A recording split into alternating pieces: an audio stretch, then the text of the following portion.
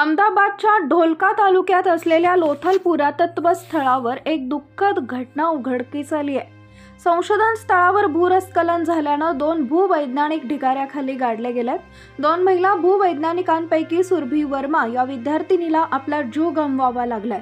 दरम्यान महिला प्राध्यापिका बचावली असून तिला उपचारासाठी जवळच्या रुग्णालयात दाखल करण्यात आले।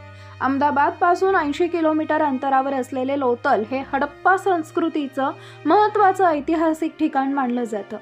IIT गांधीनगर आणि IIT दिल्लीच्या 4 सदस्यांचं पथक संशोधनाच्या उद्देशानं या ऐतिहासिक ठिकाणी गेले होते। 24 वर्षीय सुरभी वर्मा आणि 45 वर्षीय पुरातत्व शास्त्रज्ञ IIT दिल्लीतील प्रोफेसर यामा दीक्षित मातीचे नमुने गोळा करण्यासाठी 10 फूट खोल खड्ड्यात उतरल्या होत्या। मात्र अचानक मातीचा मोठा भाग आत घुसून दोघांच्या अंगावर पडला, ज्यात सुरभी वर्मा आणि यामा दीक्षित अडकल्या। दोघींना वाचवण्यासाठी रुग्णवाहिका आणि अग्निशमक दलासह स्थानिक पोलिसांचे पथक तातडीनं घटनास्थळी पोहोचले। मात्र सुरभी वर्माला वाचवता आलं नाही।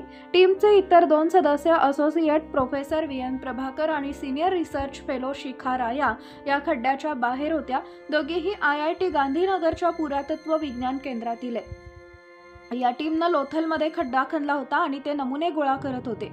4 सदस्यांपैकी 2 जण जागीच गाडले गेले। अपघात स्थळ ते पोलीस ठाणे हे अंतर लांब असल्यानं पोलिसांना घटनास्थळी पोहोचण्यास 15 मिनिटं लागली।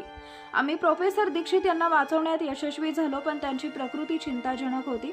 त्यांना श्वास घेण्यास त्रास होत असल्यानं आणि ऑक्सिजनची पातळी सामान्यपेक्षा कमी असल्यानं त्यांना CHC बगरोदा रुग्णालयात नेण्यात आलं।